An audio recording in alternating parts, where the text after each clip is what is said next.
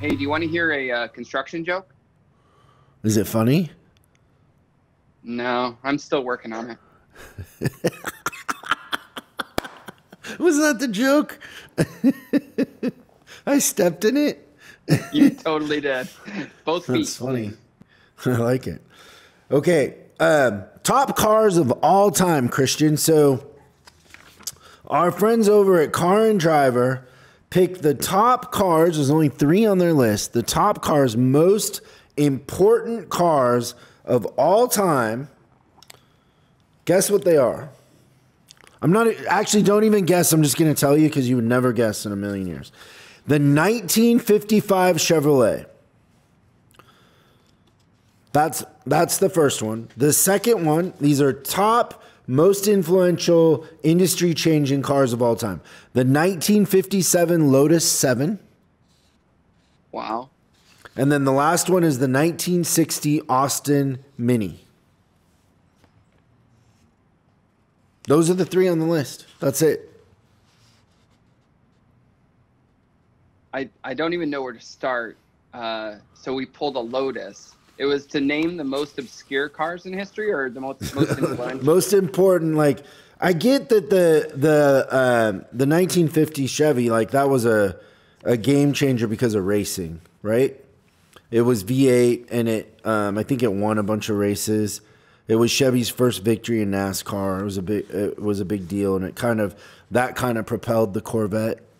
That's what that engine and all that became the Corvette. Yeah, so the Corvette would be on my list of one of the most influential cars of all time, for sure. And how do you rule out the Model T? Well, how do you rule out the Model T, and then how do you rule out the Volkswagen Beetle? Oh, yeah, for sure. Like that kind of flipped everything on its side. I don't know. It's one of those conversations that, like, you know, greatest quarterback of all time or best album of all time.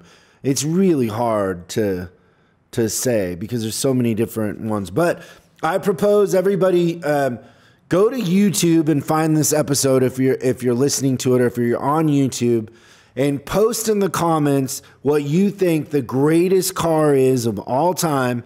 And we'll pick one and we'll send you some swag, Service Drive Revolution T-shirt, mug, and $100. So go in there and post in the comments. We want to see what you think, because we're a little stumped. If you just asked me that without this weird list, I could have come up with a bunch. But this list makes me question my questioning. It's weird. Kind of interesting. Okay, let's go to the voice of God. He's blessed with the voice of God. Unlike you and I that sound all nasally, he's got the voice, this booming voice of God. And he's gonna ask questions from the audience. Remember, if you're posting a question, sending us a question, and we read it on the big show, we will send you some Service Drive Revolution swag. The voice of God is here. You scared me. Sorry. Glad that light's flashing at you.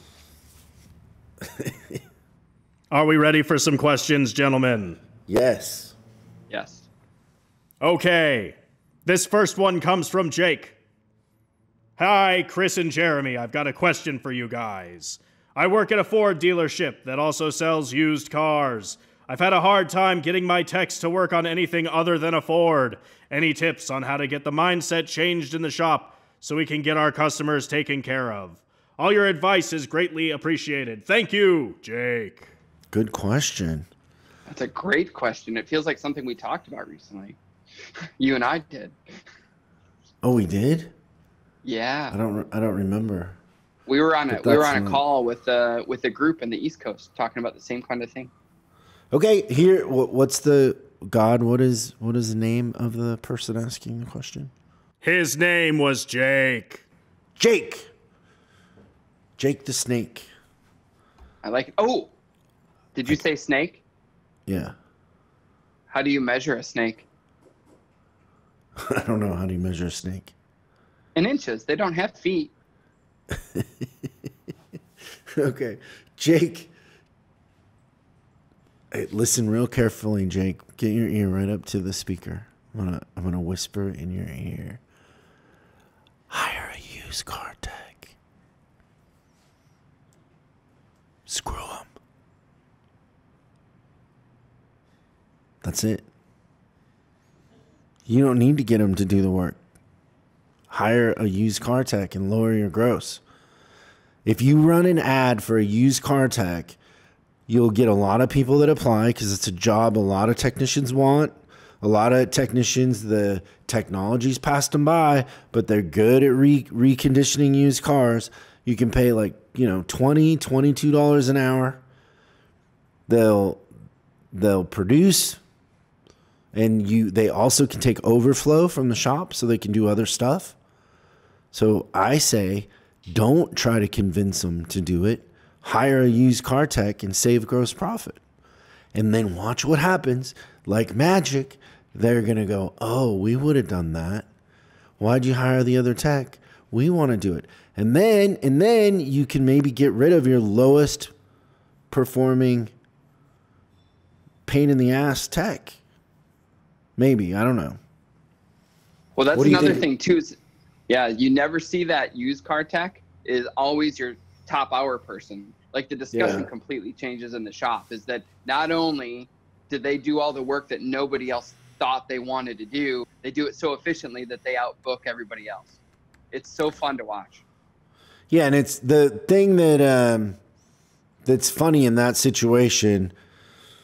So we ran into this in Ford stores where they specialize, where like, if you don't understand what that means, like there will literally be Ford techs that are just suspension and they only want to do suspension. And if you give them an oil change or brakes or anything else, they're like, no, I'm only doing suspension. And they sit around and complain that there's no suspension work, but they don't want to do anything else. And then their wife's car breaks down and all of a sudden they know how to do brakes and water pumps. And so that's what I always say is, well, if it was your wife or your mom's car, would you work on it? Well, yeah. Okay. Well, let's just pretend all these customers are family and, let's pretend all these used cars are family and let's get to work. But that's always a funny conversation. It seems like it's pretty much exclusive to Ford.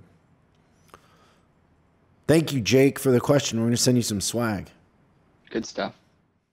Thank you so much for watching this clip of Service Drive Revolution. Now you can catch the full episode on YouTube, iTunes, or Spotify, or wherever you consume your podcast. If you have any questions, go ahead and post them in the comments below.